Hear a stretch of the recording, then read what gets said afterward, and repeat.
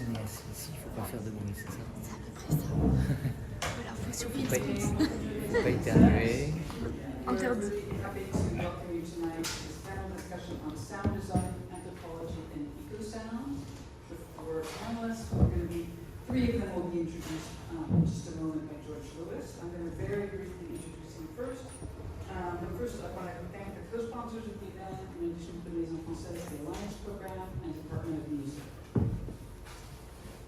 George Lewis is Edwin H. Case Professor of American Music and Area Chair in Composition at Columbia University and Artistic Director of the International Contemporary Ensemble. He is an American composer, musicologist, and trombonist.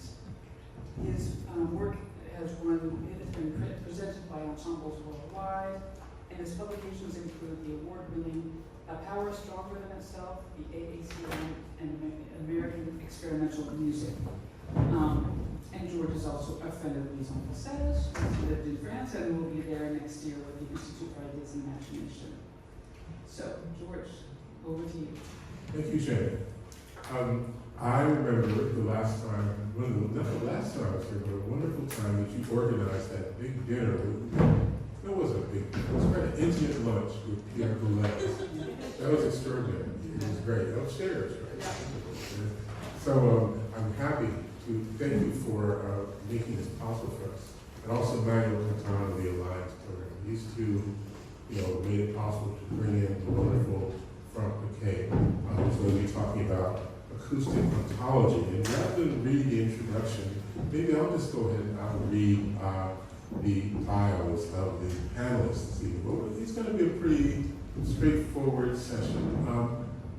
After I give my introduction, Professor McKay, I've known for an awfully long time, I should be much more, I should be much more formal about Professor McKay, but I've known the guy since '91, so I think that's how it is. But anyway, I'm extremely happy that you're here.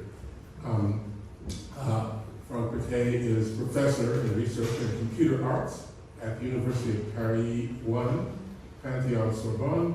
He is a French composer, musicologist, author of music works on acoustic and electronic music, and papers on contemporary music and sound studies. And his PhD, he has two PhDs actually, one in musicology from Paris, and the other a PhD in music composition at the University of California in San Diego. And he works in many fields, among them right now sound design, acoustic ecology, and interactive music composition. And so Professor McKay will speak to us for about 35 or 40 minutes or so, and yes? Okay. And then we'll have a discussion for a while, not that long, and then we'll have a discussion just among the four of us, and then we'll have open it up to everyone. I'd like to introduce Mia Masaoka, Associate Professor at Columbia University and Director of the Sound Art MFA program. She's a composer, sound artist, and musician who creates works for orchestra, acoustic phenomena, video, electronics, installation. She's recipient of the Roman Prize, Guggenheim Fellowship, Fulbright, commissioned from the Fromm Foundation at Impact. Her works have been presented to Venice Biennale, PS1, Institute of Contemporary Art Philadelphia, Museum of Contemporary Art Chicago, and many others. Her composition performed by the BBC Scottish Symphony Orchestra, the Jack Quartet, Newboats Band, and All Stars, and many other ensembles and organizations. And then we have Seth Cluett, Director of the Computer Music Center at Columbia University, composer, performer, and visual artist, recipient of grants from the Foundation for Contemporary Arts and Emergency Fund, and lead composer. His work has been presented internationally in venues such as the Whitney Museum, MoMA PS1, the Moving Image Art Fair in Palais in Tokyo. His concert work has been commissioned by ensembles ranging from the Hong Kong Sinfonietta to the International Contemporary Ensemble, and is documented online, sentimental notice, and Wins Measure recordings. He is artist in residence at Nokia Bell Labs, and he is faculty in the music department and assistant director of the Sound Art MFA program. So I hope that piques your interest in acoustic ontology. And now over to you, Professor Kay. Thank you.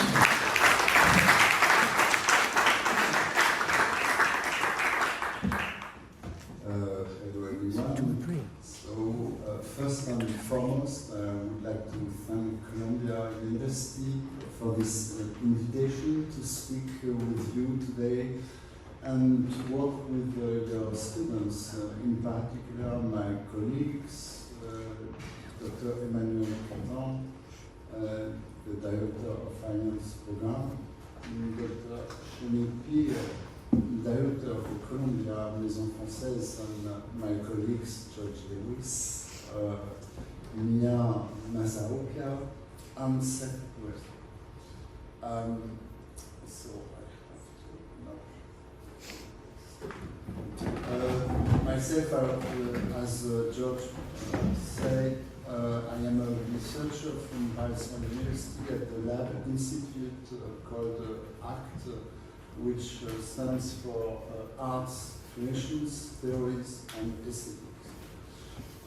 My talk today is based on my publication co-authored with Paul Dupuy, the design consultant in marketing, and is entitled Design Sonore, which is a compendium of sound design methodology and case studies, published in 2021 by Duno Edition.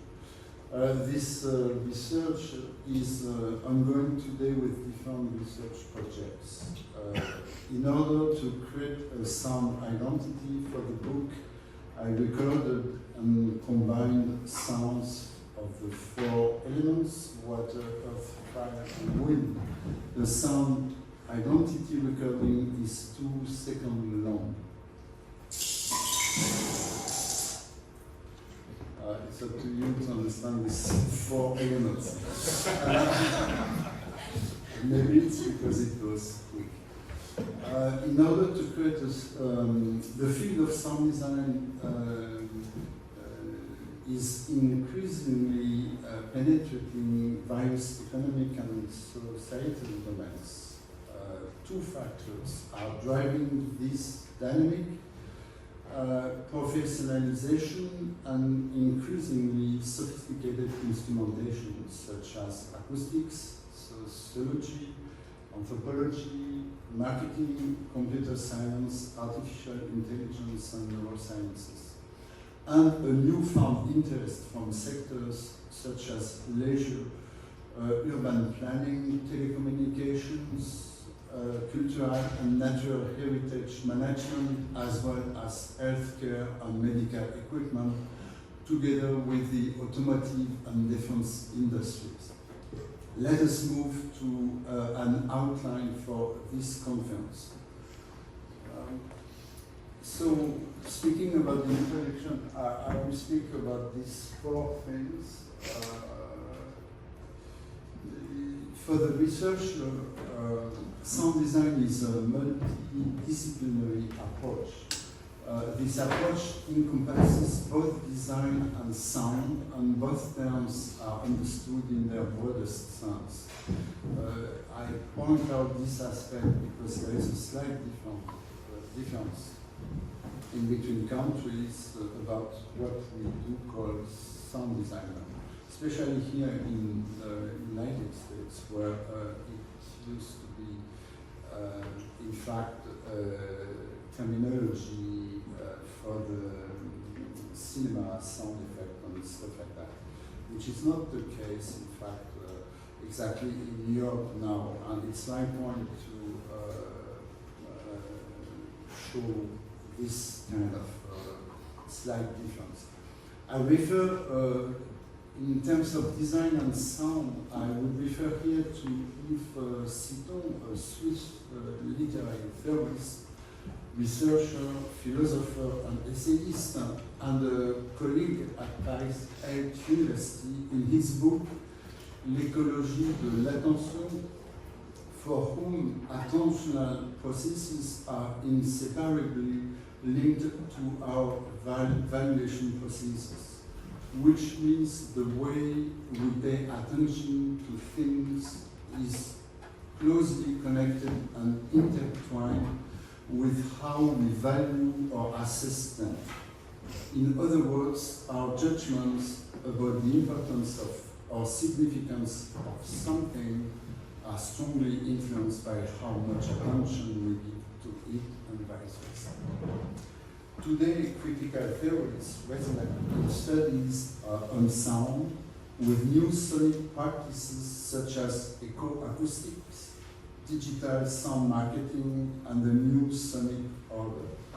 Implicitly invoked are the effects of this awareness of another order in contributions on sound uses that call for deep attention. To summarize this aspect, our aesthetic experiences provide a reduced model and a full-scale test, an opportunity for practical exercise and critical reflection.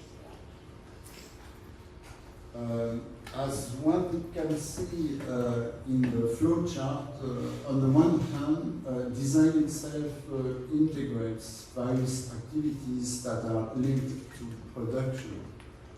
To produce is to design, and to conceive is to project for specific use purposes. This is obviously a functional element which, in the first instance, answers the question, what is it for? At the second stage, however, the term design gradually evolved to include ergonomic and aesthetic criteria. For its part, sound, a physical phenomenon, an electromagnetic vibration is a natural and omnipresent component of the universe within which human living unfolds. When considering the anthropology of sound design, it is necessary to understand the study and the identification of all social activities integrating either a deliberate or an inadvertent sound dimension. Both deliberate, intentional, or inadvertent or unintentional sound dimensions have specific uses, whatever they may be. Their purpose is precisely to affect listening, human or animal listening, or even other subjects, since sound can be used in other fields, such as extra-auditory medicine, physics, and astrophysics. Deliberate or inadvertent sound dimension refers to the auditory aspect of an event or situation that adds depth, atmosphere, and sometimes meaning to our experiences. When we consider the example of the wind making a door slam, we are delving into the realm of environmental sound design and the interplay between natural elements and human constructs. An intentional sound design in this case might involve manipulating the volume, duration, and pitch of the door slam to achieve the desired effect. On the other hand, the door slamming due to the wind can also be unintentional, occurring because of natural elements interacting with human-made structures. At last, turning on a coffee maker is intentional, but indirectly it is what we call a causal sound you don't necessarily want to listen to. Let's ask ourselves the following questions. How can the sound dimension reinforce the identity, appeal, performance, usability, and safety, or accessibility of a brand, service, industrial object, or a human-machine interface? How can sound optimize an experience, facilitate the use of a complex architectural or urban space? What potential contribution can sound design make to new ecological approaches? These are some of the challenges that sound designers must now address, and these are the topics addressed in my book. Turning on the second part, anthropological context of sound design. Within societal space, hearing holds a special place amongst our five senses. There are 25 or 21 other senses, but the most known are the five. Sound exists before light, and most of the great religious stories translate this physical sequence: first the sound, then the light. Sound is the first sense developed in humans. The fetus hears sound as early as the 3rd month of gestation. Besides the fact that sound places human in a particular context and even beyond the human condition, in the field of behavioral research, the experience by Pavlov made in 1899 has shown everyone that a dog can be trained to anticipate food by the sound of a bell. Such reflective behavior can be applied to humans where sensory, perceptual, and cognitive organization takes place.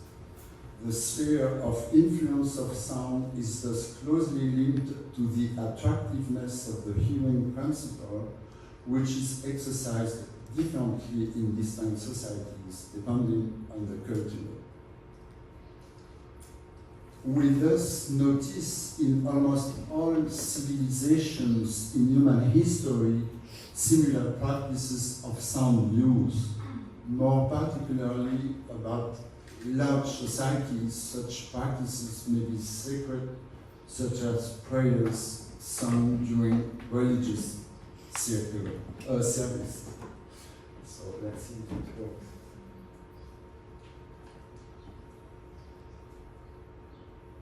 It didn't. Why? I can't see a little.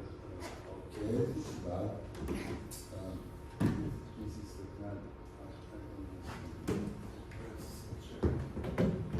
I don't want to go advanced, but it was just performing some bell sounds that have an effect on the body and that I use in separate prayers.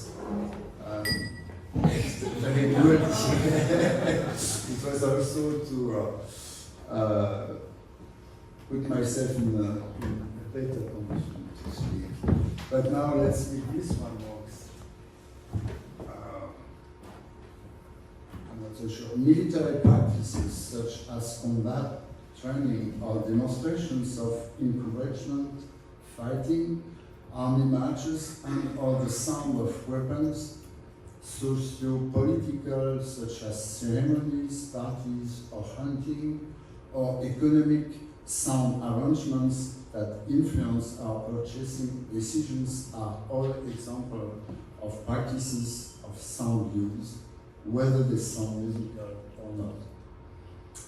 The British Grenadiers, fifes and drums is a traditional military tune used by the British Army during ceremonies and was also used during the United States Civil War to accompany a marching parade. So I don't see the iconic stuff, so it's not working. I know why. It's because we don't have internet. I forgot to check out. Oh, we should. Can you turn it on? I think if you use this laptop. Can you set it up? Columbia University? Because normally they are linked to internet. There it is. Okay, you're on. Yeah. Yeah.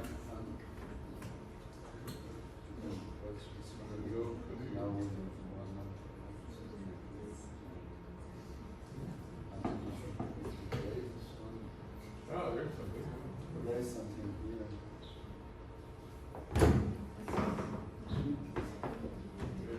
It might take time to load the file.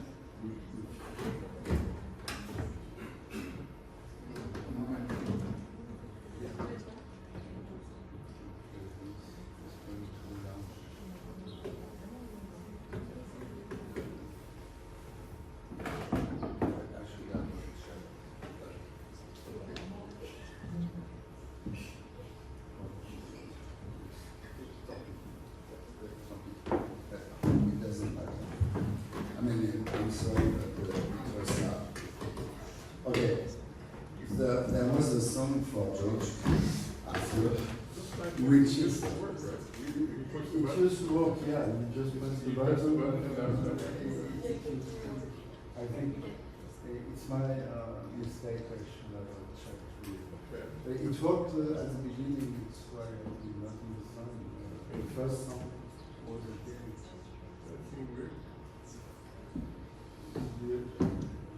They are taken from the internet. Normally they go. If you right click on the video, it should So we can lead go you to the link. Say what, Nina? If you right click, maybe it will show the link and then you can Oh, show yeah, it in the we can also browser. listen to it if you want to through the Explorer. It's up to me, but it's up.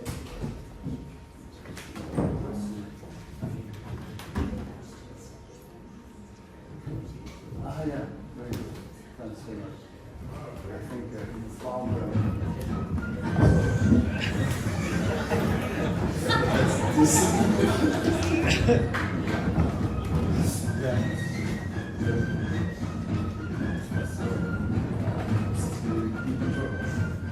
With that, so maybe you would have liked to listen to the previous one? Just let's go back to it. Yeah, can go.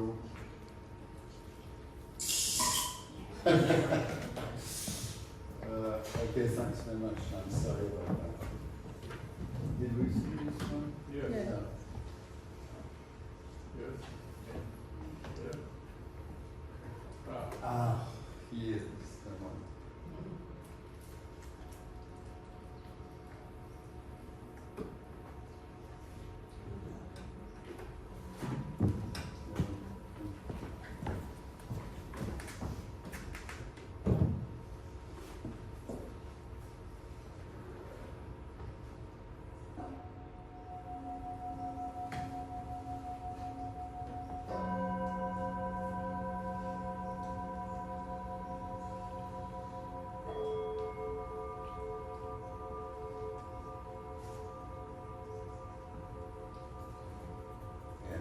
We put, we put in a state of mind, pretty easy with this type of sound.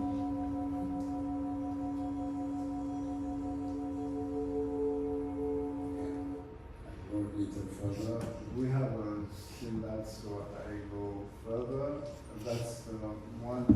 Okay, for this one, it's called the Saint-Hubert chasse à courre. Which means hunting with running. In terms of anthropology, it refers to the traditional hunting practices associated with Saint-Hubert, the patron saint of hunters. He was believed to have had a transformative experience while hunting, leading to his conversion to Christianity in the mid-7th century.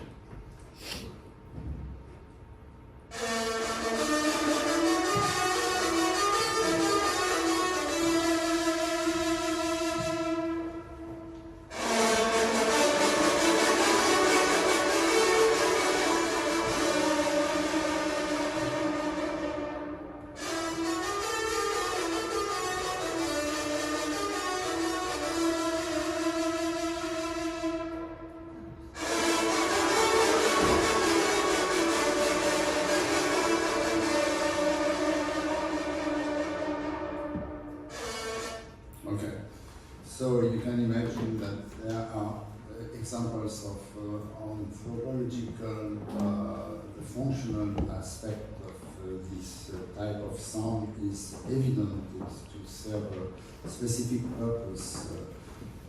Whether it is music or not, that's probably for the composer that I am, is an existential question, but I would not address this point nowadays, maybe in the debate after. If sound can determine our behavior, it can also influence our listening skills in key sectors of societal organization. Internal listening involves converging more on one's own thoughts, feelings, and reaction rather than fully engaging with the speaker. While the person may be physically present and hearing the spoken words, their attention is primarily directed inward, processing their own thoughts or planning their response. This can lead to a lack of understanding or empathy for the speaker's message. Focused listening emphasizes directing one's attention specifically to the speaker's message without distractions. It involves concentrating solely on what the speaker is saying instead of being distracted. Active listening involves fully concentrating, understanding, responding, and remembering what is being said.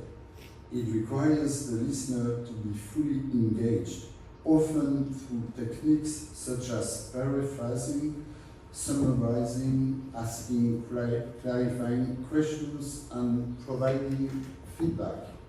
Active listening also involves non-verbal cues, like maintaining eye contact and nodding your head to your head to show understanding and attentiveness. So basically, we understand that it is related to the idea of an ecology of attention I mentioned earlier in this presentation. So listening is often evaluated by a position in relation to sound. Low, high frequency, short, long duration, soft, loud intensity, or more generally as texture, tone, or dynamic envelope. These basic properties form listening criteria for the common use of sound within any culture. Sound oscillates between two opposite ends as a spectrum, noise on one side, music on the other. When a sound is perceived negatively, it can be improved, just as music can represent noise for those who cannot stand listening to it. The open-mindedness of human sciences to the sociology of sound was initiated by Jonathan Stern in his book The Audible Past, published in 2003, translated in French in 2015 as Une histoire de la modernité sonore. Jonathan Stern teaches his Canadian sound history at McGill University, Montreal. He's also the author of MP3, The Meaning of a Format, published in 2012, and the Sound Studies Reader in 2012. Sounds in the human body, whether they are perceived, occupy a primary place in the medical field. Sound can serve as evidence of its profound nature and of the subject's disorder. The heartbeat and breathing are a new means of diagnosing disease with the echostethoscope, a device developed by French engineer and researcher Olivier de Frénois to identify eventual disorders with ultrasound. This is an example addressed in my next book on sound uses, whether I question the value and use I question the value and use of sound in society. While all sound is meant to be heard, the ordinary sound experience is now a permanent object of multidisciplinary study in all areas of human life. The laboratory Cresson, initiated by Jean-François Augoyard, which stands for the Center for Research on Sound Space and Urban Environment, which is based in Grenoble School of Architecture and Urban Planning, has a familiar expression for this: the everyday soundtrack. According to the current meaning, natural sounds, like the elements, are various noises linked to forces in action in each place. They are different from artificial sounds or sounds produced by human movements, activities, communications, machines. These natural stochastic sounds are defined otherwise as wind, water, and birds. This distinction, which can be kept as a convenient working hypothesis, poses a problem since it radically separates humans from nature. But listening is also designing the sounds we hear and make. We must therefore consider the societal issues according to our sound exposure in occupied spaces. Among the issues raised in accordance with listening requirements, contributing to presenting sound as a conveyor of audible meaning, the transversality specific to sound design meets the different criteria of sound according to its field of application. Places of worship, ceremonies of all kinds, mobility, care, sound signage, and services. Okay, you can read this. These are quotes from experts. Now, I have some also another.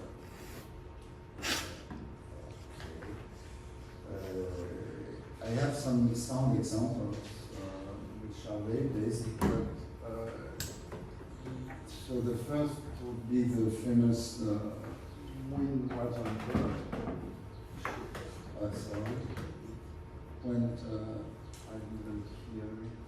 Why?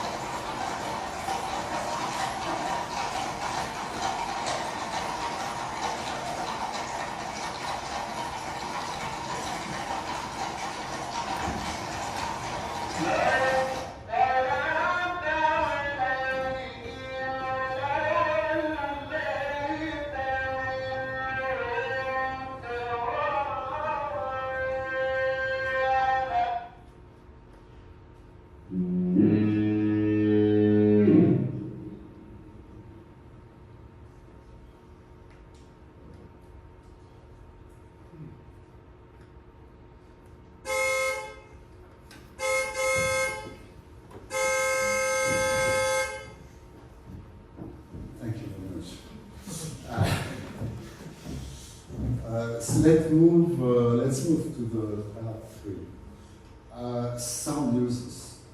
This fields places of worship, ceremonies of all kinds, and here urban planning, which are therefore associated with targeted practical utilities, give rise to direct listening situations, replacing the use of sound in the social space.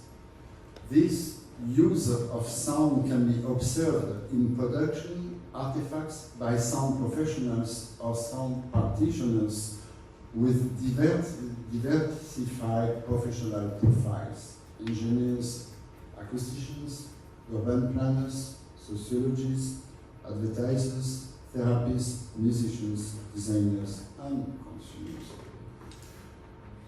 In a listening meaning transmission scheme, recorded sound is captured and is therefore available for manipulation and utilization outside of its source of production. The evolution of these practices is directly linked to those of reproduction, broadcasting technologies, which are constantly renewing themselves through use and listening behavior. here that was an example of the Ecostethoscope, which started such as the making of something with not so much money, but now it's commercialized to identify every problem you can have with the body, as the stethoscope was invited by Laennec early 19th century. This is an example of what do we do with the new technologies today to control our body. So you can work with this device with you, and ultrasounds can reveal through transformation with an image processed the problems that you might have. So it's a diagnostic, but you could feel secure with such device. The idea here is just to express that it comes from the sound.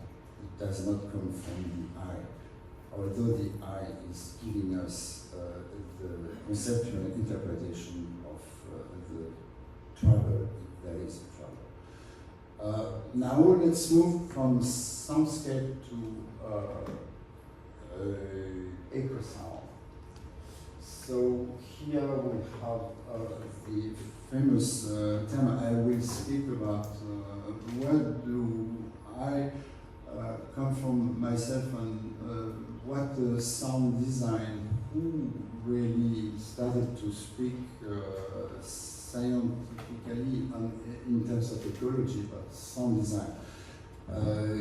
It's in fact, sound places human in a listening context within a given environment, which has been defined as the soundscape. Murray Schafer, in his seminal work, The Soundscape, the Tuning of the World, was interested in the study of the relationship of human beings with their acoustic environment, where he had founded with others from the end of the 60s the World Soundscape Project's publications. The study of a specific soundscape highlights the image of the soundscape shaped by the perception of the listener. Image analysis is based on cognitive units such as foreground, background, outline, rhythm, space, density, volume, and silence. From these units were derived analytical concepts such as keynote, signal, sound imprint, object, and sound symbol. The expression soundscape thus indicates how the environment is understood by those who live there. The individual listener in the soundscape is part of a dynamic information exchange system, which Barry Truax described with the term acoustic communication. Barry Truax is a professor of acoustic communication and electroacoustic music at the School of Communication and the School for Contemporary Arts, both affiliated with Simon Fraser University. He has worked with the World Soundscape Project, where he edited the handbook for acoustic ecology. Also, the soundscape ideology recognizes that when humans enter in an environment, they have an immediate effect on sound. The soundscape is man-made and in this sense composed. An interpretation which means that the listening is selective not only to adapt one's ear to the environment, but also as a physical, biological organ reacting to acoustic fluctuations coming from outside. Steve Goodman, author of Sonic Warfare, Sound, Affect, and the Ecology of Fear, published in 2012, and others like him believe that the hyper-industrialization of contemporary society since the advent of sound reproduction has generated a sound infection, earworms, audio viruses, with effects that are difficult to control and by extension which affect the relationship of humankind with the living, the natural environment, as well as humans within societal structures. In the proclaimed era of the Anthropocene, a concept developed by Bruno Latour, a French thinker of the new climate regime, which also results in new ecological lobbies, biodiversity, bioacoustic. The distinction is assumed between the hi-fi perception of natural sound spaces and lo-fi artificial sound spaces as they were initially brought by Murray Schafer. If this distinction is to remain relevant, it must integrate technological performances of the third industrial revolution known as digital, a new sound generation of intelligent hyper-objects endowed with empathy.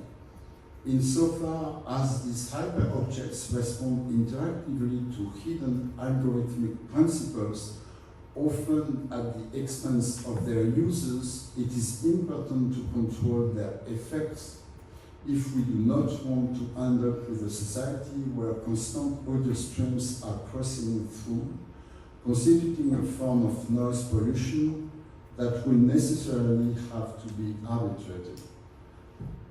Talking that's the hyper-object. I was missing this one. I have a sound here, but it was the sound.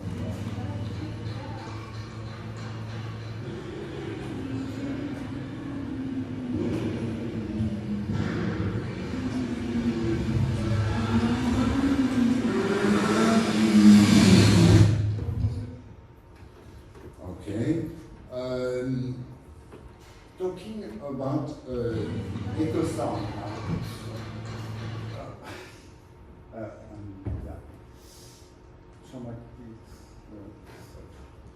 Acoustic ontology characterizes the relationship we have with the world of sound, ours, and at the forefront, and that of the human tribe, the human community in the background.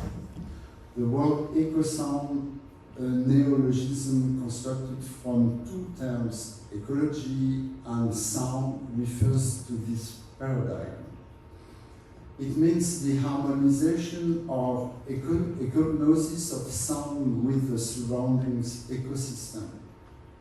We should not consider the negative aspect of a dark ecology in reference to Timothy Morton's book published in 2014 called The Dark Ecology for a Logic of Future Coexistence, published here at this university. The latter nevertheless constitutes the starting point of any ecological consciousness in reference to the existential trauma that it can induce in a community space. So I have this traumatic sound from you, but I don't know if you can share this. She's got it.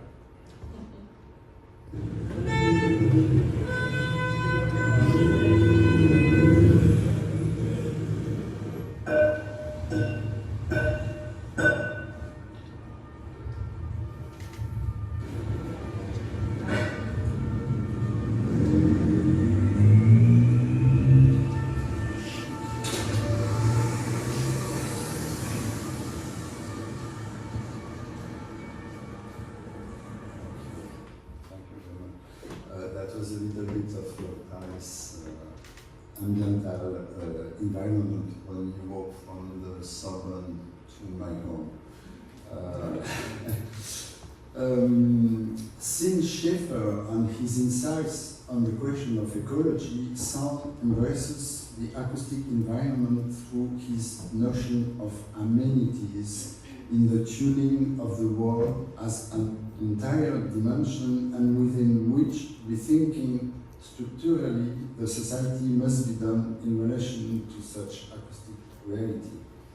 This acoustic reality constitutes a form of socio-economic engagement with respect to health, norms and standards, and the ecosystem, 3 areas of focus in design research. Improving human conditions in terms of ecology refers to enhancing the quality of life for people while at the same time ensuring the sustainable use of natural resources and the protection of the environment. Amenities plays a significant role in achieving this goal by providing benefits that contribute to both human well-being and ecological health.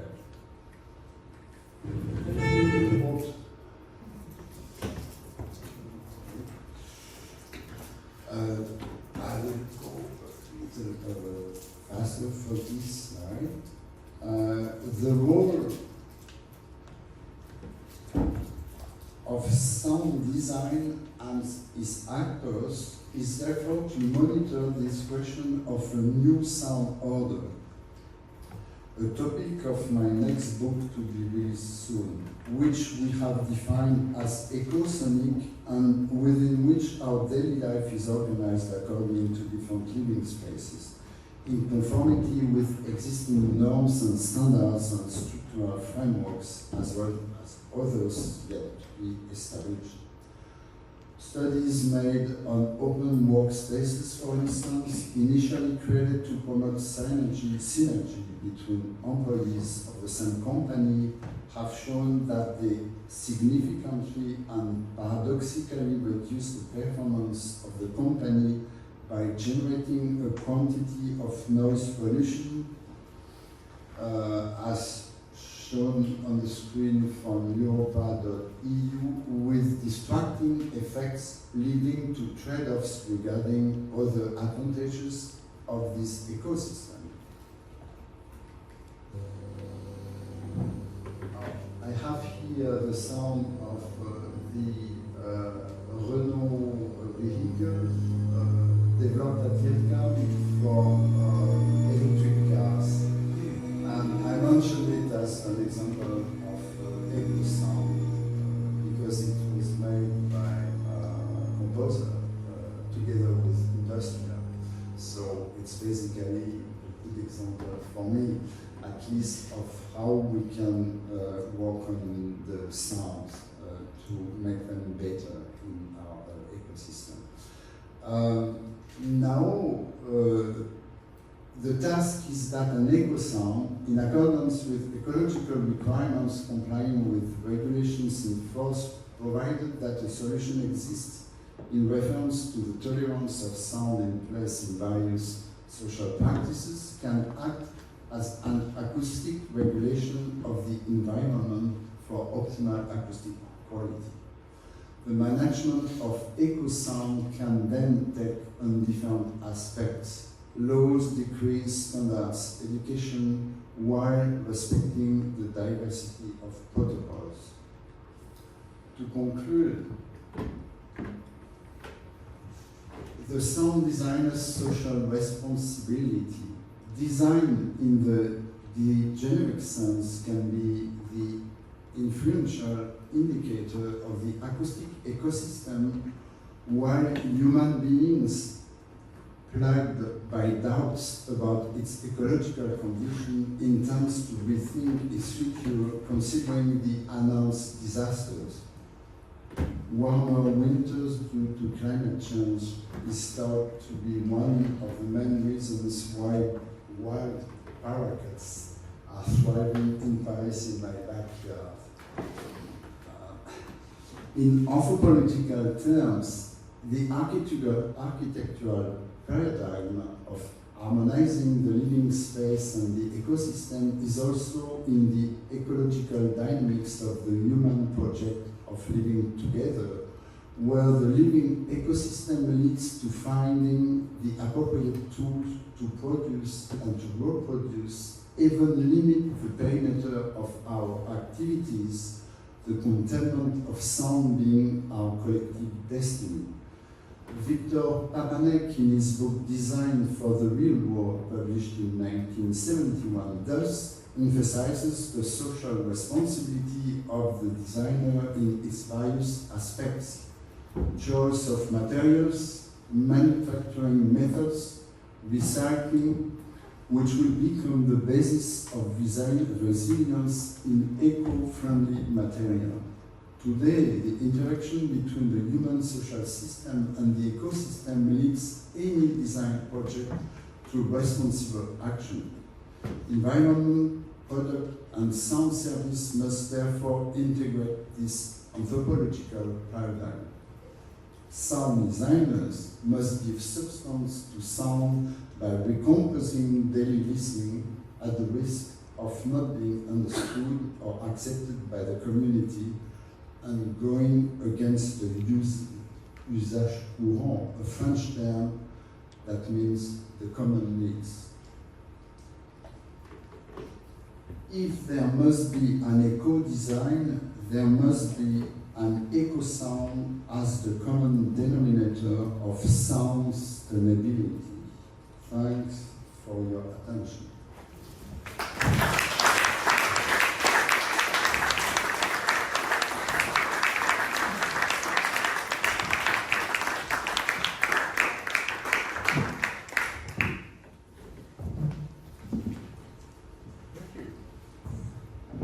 There's a lot to think about there. I mean, I don't want to be the first person to step up and ask a question, but I am going to do that because, you know, the first person you mentioned right off the bat was Yves Citon, who I've known a pretty long time.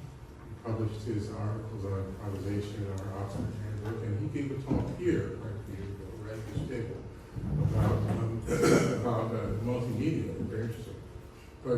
And then you talked about his book, which is in English, The Ecology of Attention.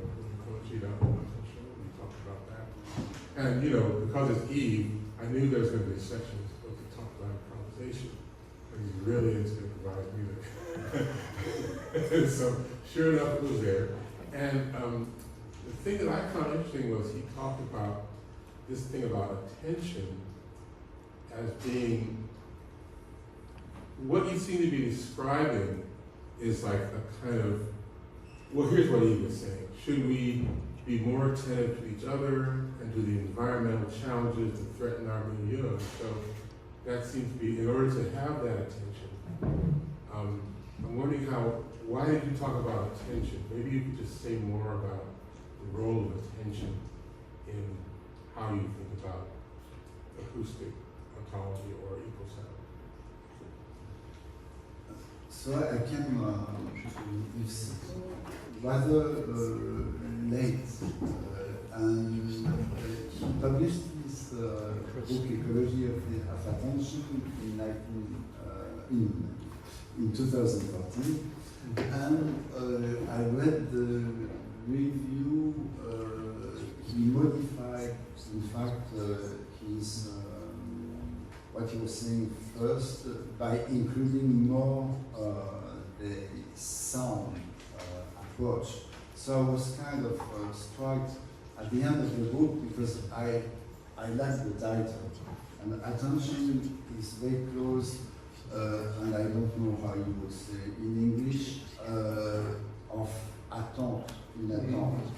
Because when you listen to music, rather than a sound, but it's a little bit the same principle, except that since music is more structured sound, you expect something, but you are waiting for something to happen. Mm-hmm. And basically, it can happen of any kind of signage, sound signal, sonal. So some are working, some are not working. And what struck me at the end of his book is that he was talking about attention, mentioning Brandon Labelle with his acoustic tapes, basically. And he ended the book on this statement, meaning that there have not been so many studies made on this aspect. That's why I was mentioning Jonathan Stern as being the initiator of this rethinking the society with regard to sound studies.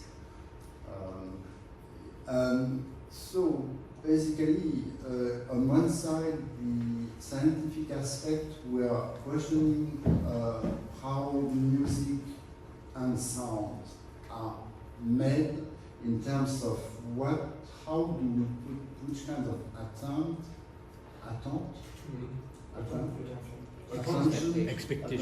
expectation is probably we put in the music, knowing that when we create, we know that if we lose the listener, it is a work of art. Today a work of art to not refer to any kind of historical process. It's the idea of losing the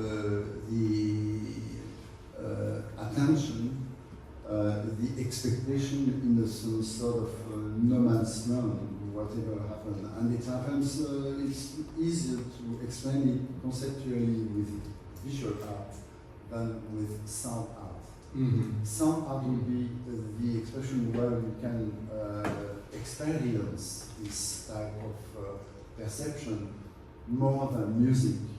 When it's constructed, then you refer to some sort of structures and have an easier expectation of what's going to happen next.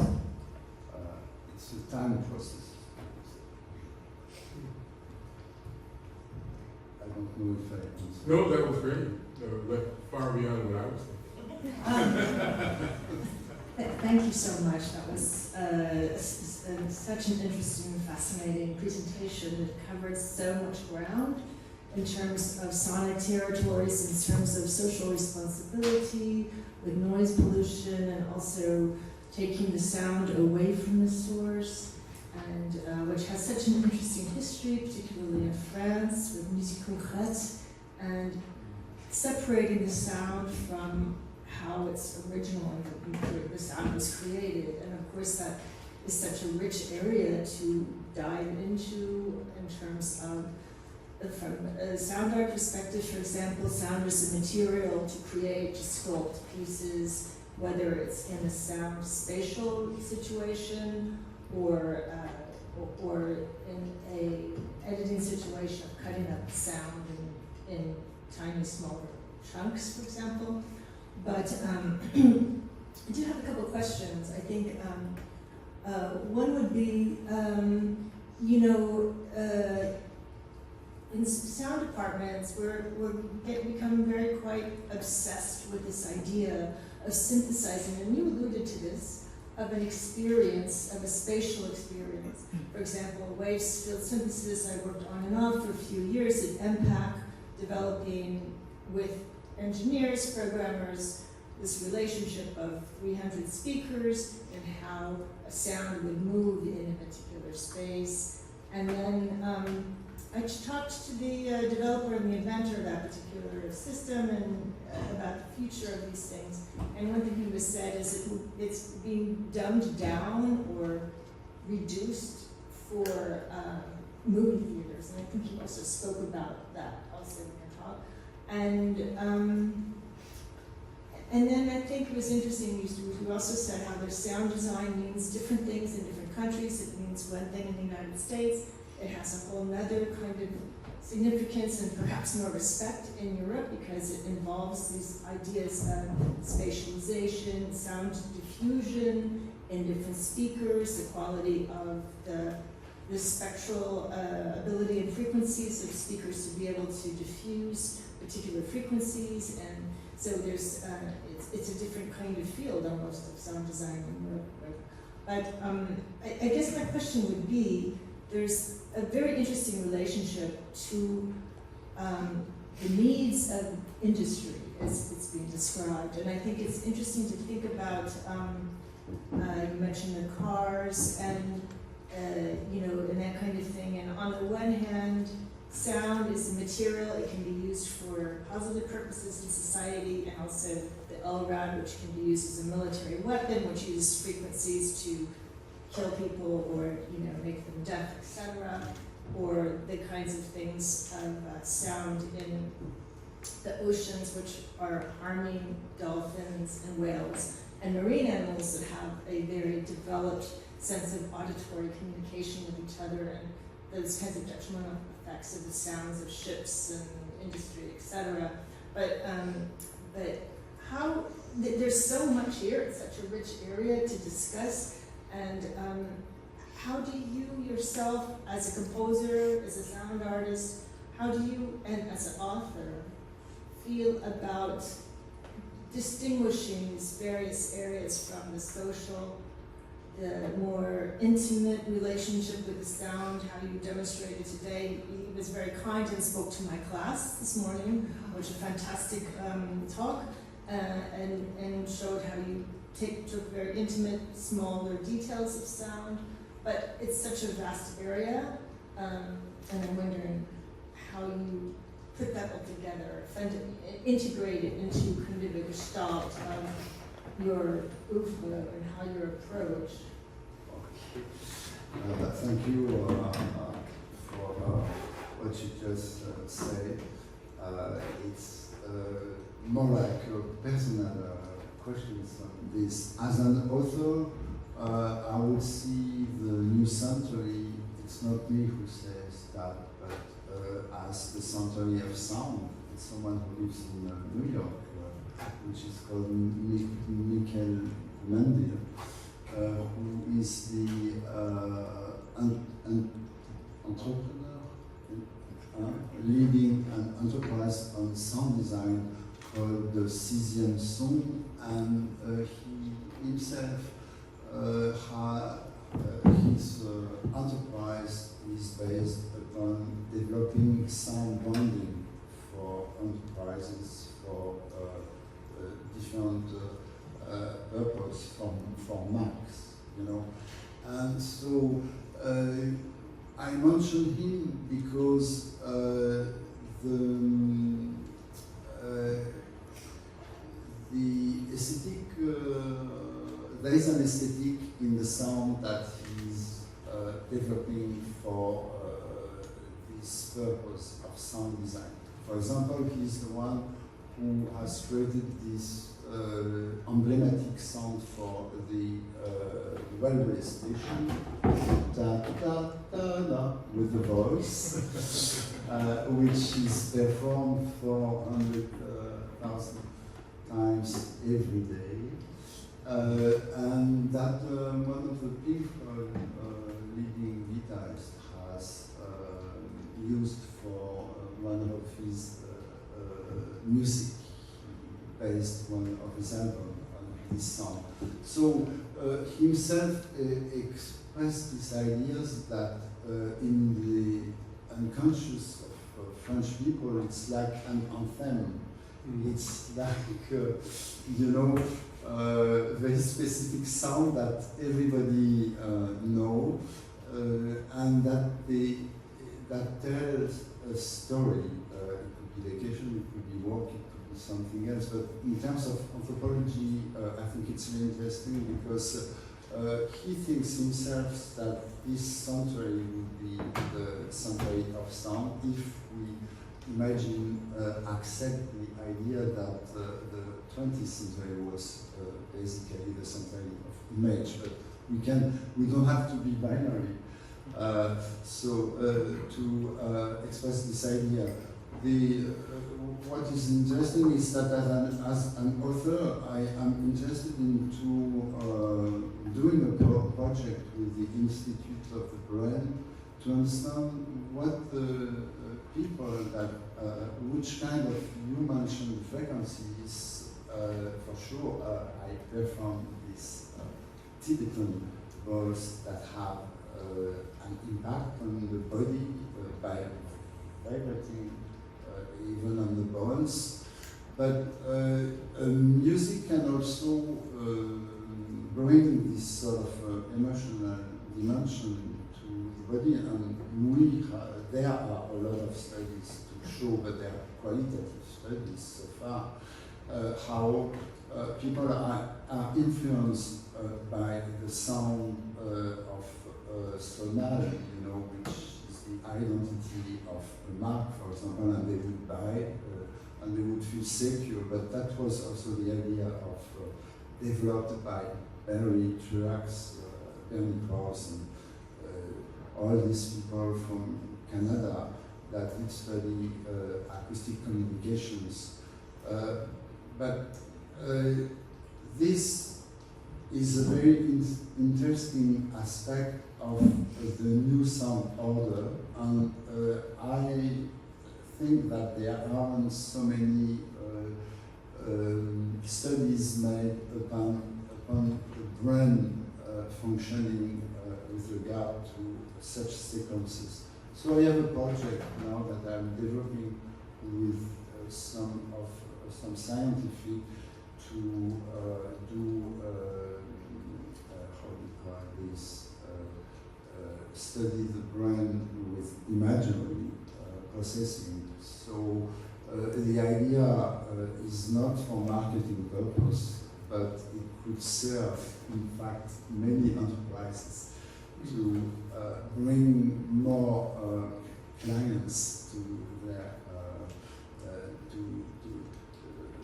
to their shop. I don't know how to express this idea, but himself, Boumendils, believes in that very. He really believes with force. So the other aspect of your question was more, what do I do with that in terms of music myself? I do sound with no real preparation as they are given to my everyday listening. So basically, I even question the fact of the need for the art in culture versus the need for something that would serve a purpose. So it's kind of why I spoke about the separation between creating in design and creating as an artist. For as a composer, I, in fact, was diverging into becoming an author to speak about sounds coming from my first thesis, where I studied processes of repetition, how they do function, and it evolved clearly from beginning of the 20th century to timbre expectation. What can we expect from timbre situations versus melodical designs that we can follow somehow, such as the reference would be Wagner's leitmotifs in the 19th century, who was believing that we could create semantical meanings, semantical expression with music just by organizing melodic patterns. But so when you ask yourself, does it serve to create something that has no real needs, because nobody would fit into this existential questioning that we are asking, it pushed me further away from creation in a way, or a type of creation that was the one that I inherited from my studies with different composers, and also the concept to witness that the contemporary music is somehow forcing some sort of questioning, as well as the art today is questioning its it's always art is always a question of question. What do we say? What do we express? But nowadays, that where we lost some sort of narrative processes that would fit to a history, the history is that of the non-history. So it's kind of difficult to follow and to connect with your audience in that regard. So that did not push me to go to compose more music for a while, which is extending over time. So that I don't know if I answered your question. Thank you.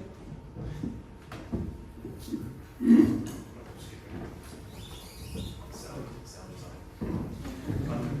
I'm very grateful for your talk. Thank you. For a moment, I had a kind of optimism of a society that would value soundscape. It's almost like a utopia of a society that would value shifts in the soundscape as a general betterment of our condition. But I also, and then the hard reality of kind of the sad optimism that I experience when I go to cultures that have universal medicine, and I think, oh, we'll never have that. We don't get to have that. That's not for us. So it makes me think a lot about, like, I don't know, I've been thinking a lot about Maslow's hierarchy and where sound design, in the manner that you framed it, would fit in this idea of like physiological safety down at the bottom, and then like personal bodily safety up above, belonging, and then working our way up towards self-actualization and eventually transcendence, right? I would find, in the States, the difference between a 98 Toyota Corolla's soundscape interior, meaning you hear 100% of the road, you listen to music and you have to turn it up too loud because the car's too loud to enjoy the interior soundscape, to the same model here, Lexus, that would allow you to hear a clarinet low B flat while at full acceleration. That's an economic kind of privilege to have access to silence. So I wonder for you, sort of what's at stake for a society and attending to sound design as a component of the fabric of an increasingly globalized society. I think sound is like a symptom of a diseased world in some ways. I don't mean to be pessimistic, but in a lot of ways, red line neighborhoods traditionally in urban cities have a 20 to 30 decibel increase in overall noise level, right? And so we have structural inequities even in the soundscape. And I'd be curious, it's one thing to make, to like design sounds for entities of capitalist institutions to provide products with better sound characteristics to the people who can afford them, and it's another thing to create a society in which you can hear your own thoughts. And so I'm curious, like, what do you see as a kind of at stake in addressing these inequities in the way that we theorize about sound? It's hard to answer because I understand that my talk was kind of idealistic in thinking that we can have an Ecosound. After with the distance, I'm just thinking basically it's very humanistic to have this kind of thought. Although I think you mentioned the silence, and very often it's where we have to understand that maybe at the beginning it was either total silence, and with the COVID we had an experience of the silence which was very dramatic because it was very scary. People would think that any activities would go dead, not happen, because even thinking is probably the fact of not being silent, since the neuronic process is like, when walking makes noise, not to say sound. I think it's a cultural question that I am asking because I read a lot about these things, trying to understand if there is today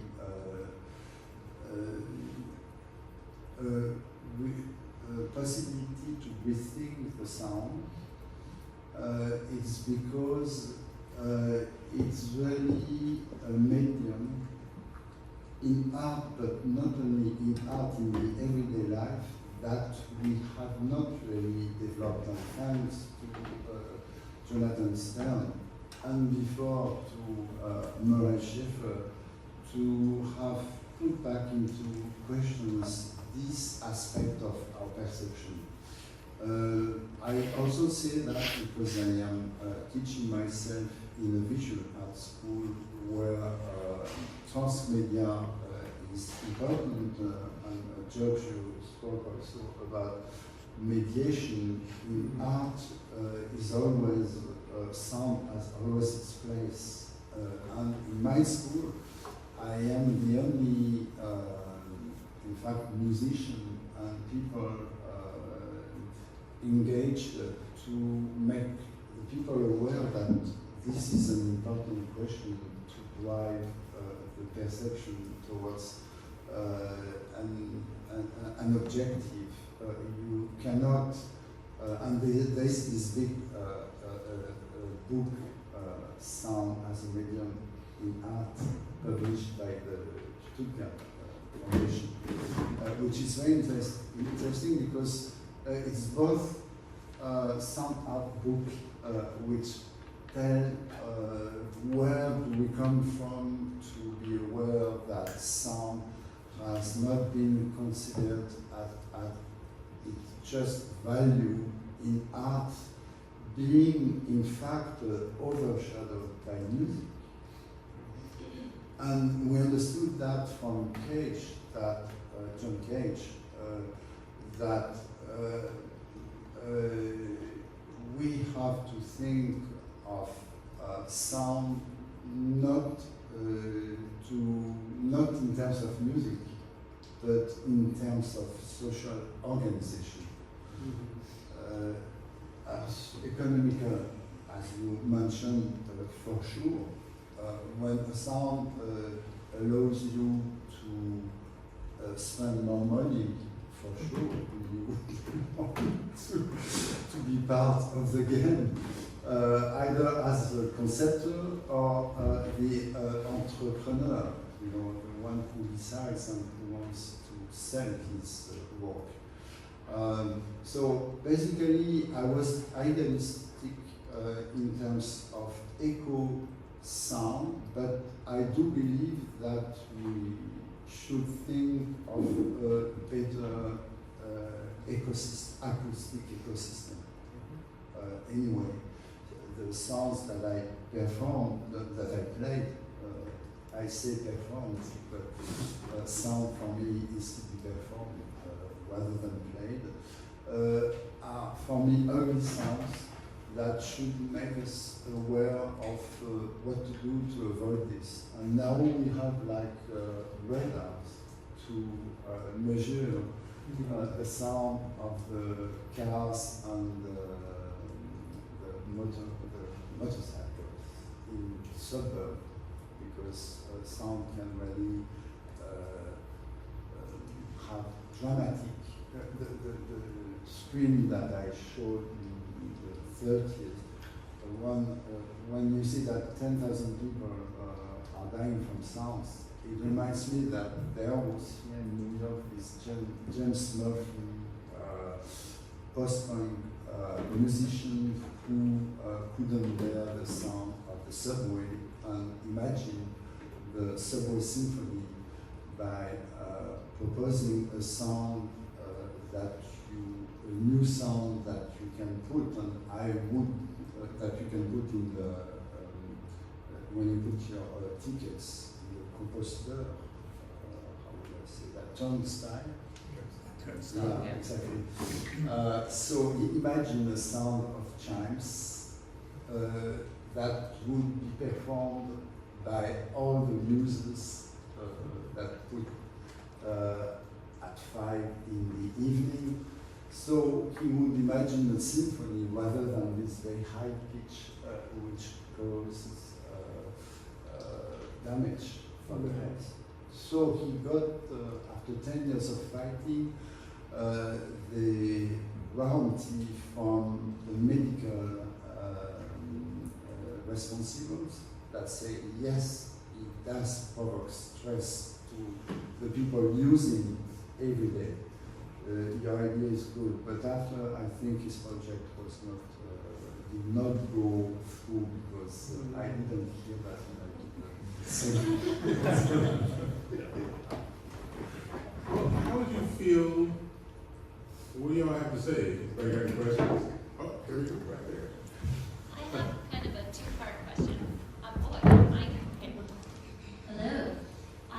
So my first question has to do with the fact that in your presentation, in the beginning, when you talked more about the purposes in the anthropological context, you talked mostly about organizational, communal kind of ideas and sound as organization in religion, in the military, in hunting even. But then in the breakdown of the listening experience, it's much more focused on the individual.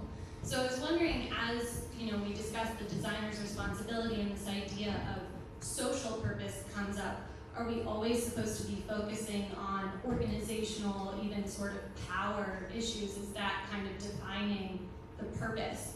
And then the second part of the question is, we also heard a little bit about you wanting to talk about ecosystem in the designer's responsibility, but I think that actually kind of transcends society, transcends humans.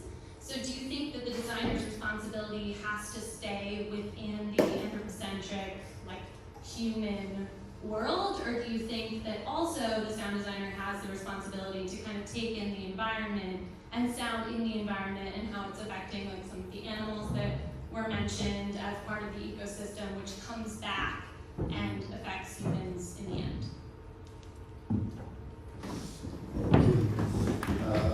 So for the first part of your question, I said that at the beginning because I was taking to contextualize all the sounds in society. It's an anthropological remark that sounds are organized and they have values that they have to function or to deliver different types of message to the people, such as the music or the painting.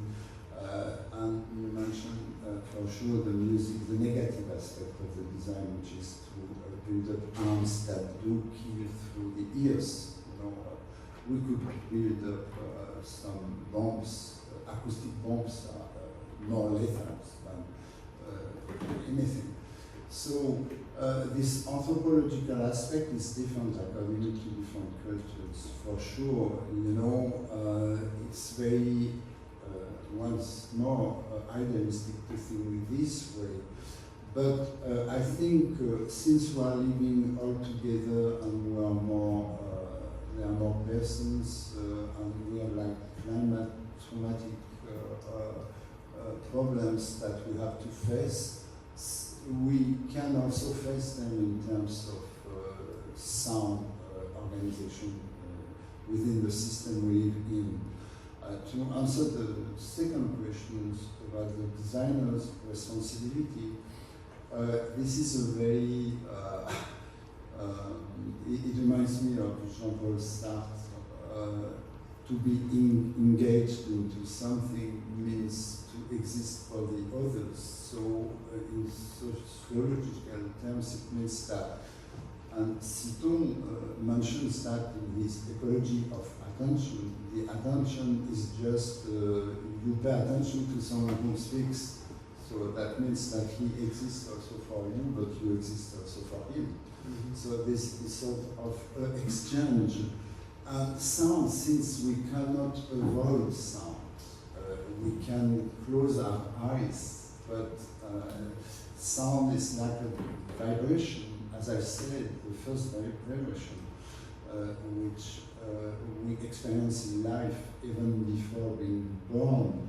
There are a lot to say about how our brain is even made to be conditioned when we are born. So there are a lot of things that we don't know, besides the fact that we don't know nothing about DNA structures, except that we can describe chemical processes.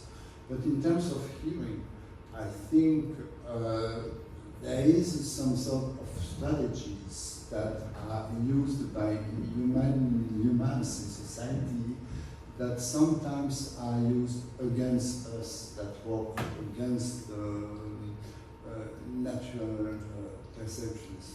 For example, we have a lot of examples of taking the transportation and suddenly hearing a voice which is not well controlled. We don't even understand what it says, we just understand that it delivers a message so strong that it affects our attention, so it also modifies the way we perceive it. So I was talking about this because it's the work of a designer, and it is the fact that designing is a project. It's an industrialized thought processes to make better something that you are going to repeat within an object or within a service, audio service, for example. And so I like pretty much this concept of audio viruses, worms, earworms, because it is ineffective. We do suffer from many auditory disease that we don't even know because we consider that it's not important. But it's just because we cannot escape the fact of not hearing anything. And here, for the people that can't hear, they still vibrate to the sounds, so they hear differently. But for me it's simple. The society produces too many noises to high concentration, and this one is so, for example, the subway here, when I can hear the sound of the subway is so loud, and it's much louder than in Paris, and even in Athens. In Athens, the sound of the city is much higher. Here, I think that some basic things for a country which like to be classified first is not tolerable, I would say, because it's spoiling humans in their functioning. It's not to criticize, it's just to understand that even in a very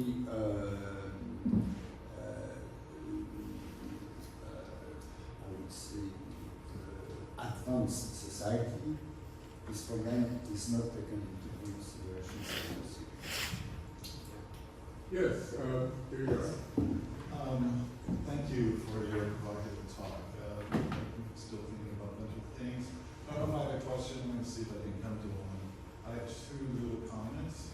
The first one is, especially when you got to your talk around Ecosound, it actually reminded me of the early 1970s film Chakati, right? Which is, there's no spoken dialogue, but it's all sound design, right? The whole film is nothing but what Tati wants you to hear, right? And it very much is a critique of the urban space, right? And the sort of alienation among the subject, right? In the urban space. It really plays with sound in that film.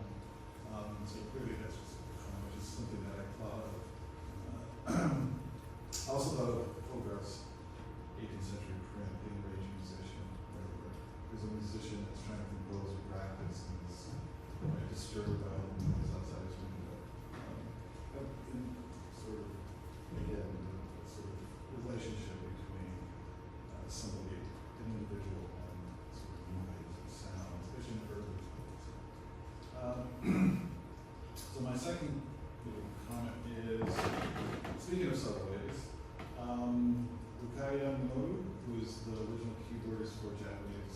fusion band, Cassiopeia, is a huge train spotter guy.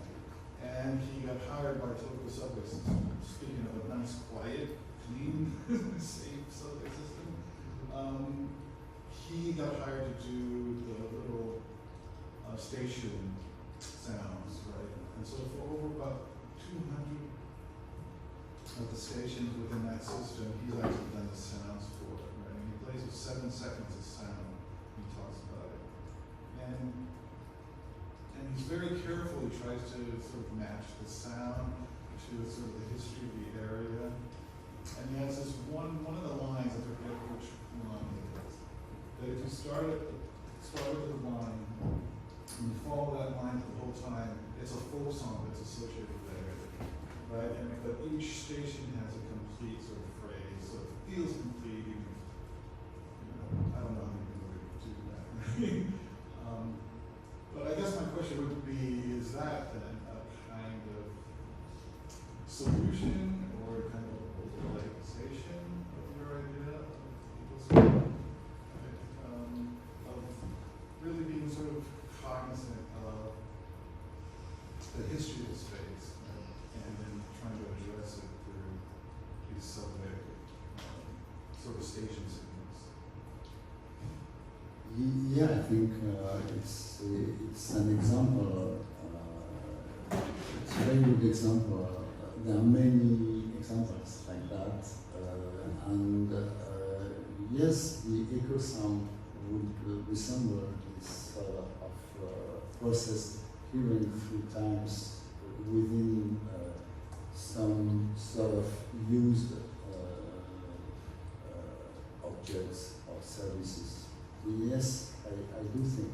For the first thing about Playtime from Tati, I think it gives this movie from 67 is a very good example of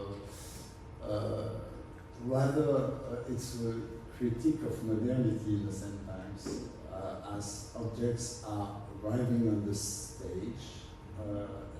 People are sitting in leather couch and they make noise and they make sounds, and Tati himself, who plays in the movie, is very curious about this dimension, and the entire movie is based upon sound dimension. Even the cars that are in repetitive circle on the same, they don't go anywhere. We don't go anywhere. And it's also an interesting point is that do we go somewhere? That would be the question I would ask myself. When we hear something, is it necessary? And if we do go somewhere, do we need more emotion to help going somewhere? Why? What justifies this aspect? It's a cultural question that we might understand by analyzing music from different countries, because they are also trained, in terms of perception, we are trained by listening to some music or some sounds, but not listening to some other sounds in other cultures.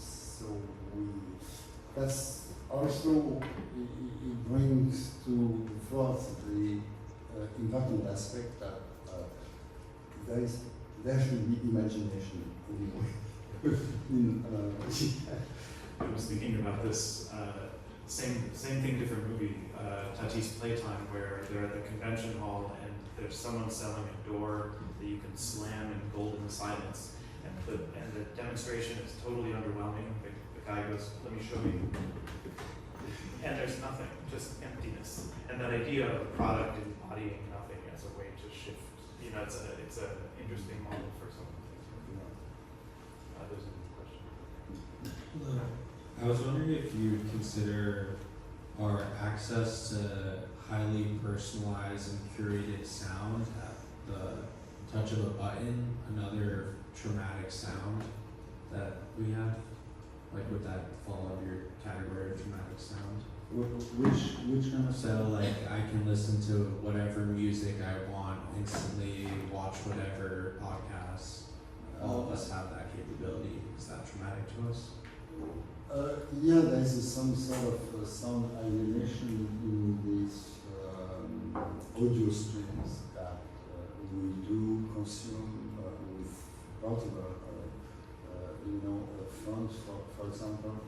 Do we really need to have constantly, that's the schizophrenic syndrome of we want, but the schizophrenic syndrome can be understood as escaping from the reality to be in some sort of virtual world and being emotionally in another state of mind constantly to allow ourselves maybe to escape, but also to go with the flow of feelings.